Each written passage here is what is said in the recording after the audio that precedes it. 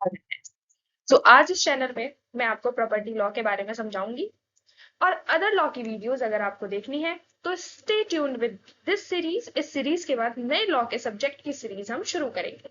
तो सबसे पहले हम प्रॉपर्टी लॉ में समझ लेते हैं कि हमें कौन से एक्ट की बात करनी है। तो इसमें हम ट्रांसफर ऑफ प्रॉपर्टी एक्ट 1882 की बात करेंगे।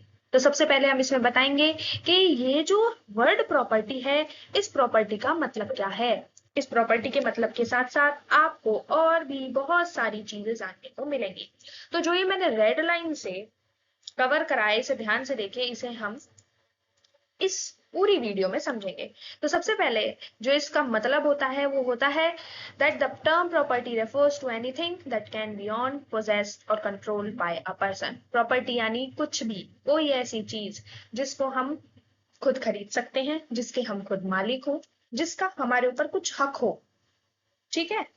पोजेशन, पोजेस्ड ऑनरशिप के अंदर नहीं आता, इसमें बहुत बड़ा डिफरेंस होता है। पोजेशन तो मतलब कुछ समय के लिए वो आपकी चीज है, आपको ऑनर दे गया है, कुछ समय के लिए रख लो, वहीं से मैं कुछ समय बाद आ जाऊंगा। जैसे कि मेरी स्कूटी है, मैंने अपने दोस्त को कहा कि बहन मैं 4 दिन बाद आऊंगी, तो इतने स्कूटी को रख ले। तो मैंने उसको सिर्फ 4 दिन का पोजेशन दिया, बट इन रियलिटी ऑनर तो मैं ही हूँ। और control by a person, control किसके द्वारा करी जा रही है, जिसकी वो प्रॉपर्टी है।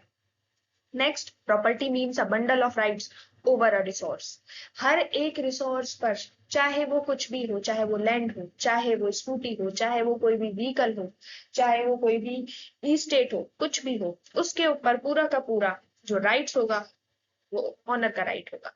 फिर that can B exercised by the, और उसको केवल और केवल कौन यूज कर सकता है, ऑनर ही यूज कर सकता है। चाहे उसे बेचे, मॉर्टगेज करे, लीज पर दे, कुछ भी करे, वो उसकी मर्जी, क्योंकि भाई वो तो ऑनर है, कुछ भी कर सकता है। फिर प्रोटेक्टेड बाय लॉ। अब जो लॉ है, हमारा कानून है, वो उसको प्रोटेक्ट करता है। किसके तहत प्रोटेक्ट करता है, ट्रांसफर ऑफ प्रॉपर्टी एक्ट के तहत प्रोटेक्ट करता है। अब इस प्रॉपर्टी का मतलब क्या है, मीनिंग। अब हमने इंट्रो सा तो पढ़ लिया थोड़ा कंसेप्ट के बारे में, अब हम इसके थोड़े से मीनिंग के बारे में भी जान लेते हैं कि इसका मतलब होता है property is not just a physical object. केवल एक ये छूने की या दिखने वाली वस्तु नहीं है, लेकिन इसके अंदर but also includes the right that a person has over it. कि वो जो सामने बिल्डिंग खड़ी है वो मेरी है, उस प्रॉपर्टी पे मेरा हक है। खाली वो देखने के लिए नहीं खड़ी करी है मैंने, या वो खाली आपके देखने के लिए नहीं है, बल्कि उस पर्टिकुलर आदमी का उस पर हक है जिसने वो बनवाई है। इट कैन बी मूवेबल, तो चलने फिरने वाली भी हो सकती है, जैसे स्कूटी चलती है, बाइक चलती है, ट्रैक्टर चलता है, गाड़ी चलती है। इमूवेबल प्रॉपर्टी, इमूवेबल प्रॉपर्टी कौन सी होती है, जो चल नहीं सकती, जो अर्थ से जुड़ी हुई होती है। जैसे कि हमारा लैंड हो गया, लैंड अर्थ से जुड़ा हुआ होता है, उसको हम चला नहीं सकते, उसके पैर नहीं होते, वो चल नहीं सकता। Tangible and intangible, tangible means जिसको हम छू सकते हैं, वो टेंजिबल प्रॉपर्टीज हो जाती हैं, जैसे गाड़ी, बाइक, स्कूटी, ये सारी चीजें हम छू सकते हैं। भाई this is related to me, this is my property. Then intangible property, those are invisible, जिनको हम छू नहीं सकते, those who are not in a physical form. आप इस बात से इसको याद रखिएगा। Then property rights are recognised and enforced by law. Property rights को किसने रिकॉग्नाइज करा, लॉ द्वारा ही लेकर आया गया, और लॉ ही उसको प्रोटेक्ट कर रही है।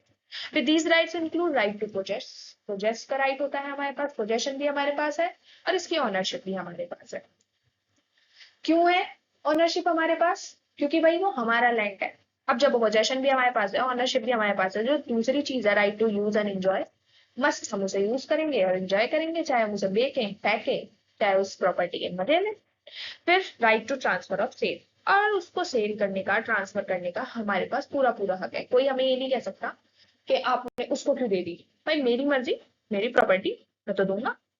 अब अंडर आर्टिकल 300A, ये तो आपने कॉन्स्टिट्यूशन में पढ़ा ही होगा, इसको प्रॉपर्टी के कंसेप्ट को सेपरेट आर्टिकल में घेर दिया गया था कि राइट टू प्रॉपर्टी वाला। इसमें बोला जाता है no person shall be deprived of his property except by authority of law. कोई भी अपनी प्रॉपर्टी के राइट को एक्सरसाइज करने से वंचित नहीं रह सकता, केवल और केवल accept by authority of law,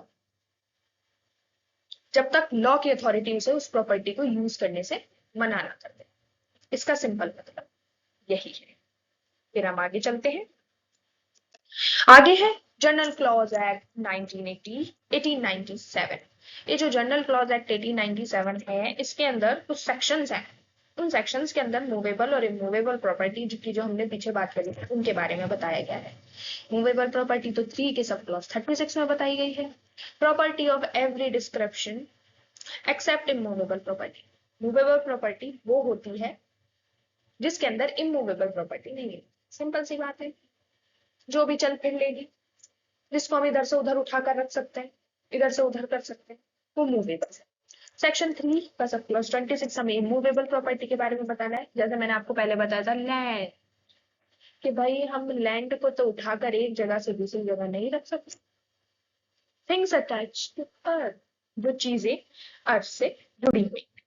next, इनसे रिलेटेड कोई रेलिवेंट की क्लॉज के बारे में हम समझते हैं। So let's see. सबसे पहला है Shantabai versus state of Bombay. इस केस में कोर्ट ने क्या जजमेंट दी? It was held that right to collect trees and sell timbers is movable property. उन्होंने कहा कि ट्री है भाई, ट्री को तो हम लैंड से निकाल सकते हैं, सो इट इज मूवेबल, और उसको हम फिर सेल भी कर सकते हैं। सिंपल बात, कोर्ट ने इस केस में ये कहा। Next one is commissioner of income tax versus Bharat V Patel. In this case, court held that difference between immovable property and movable asset.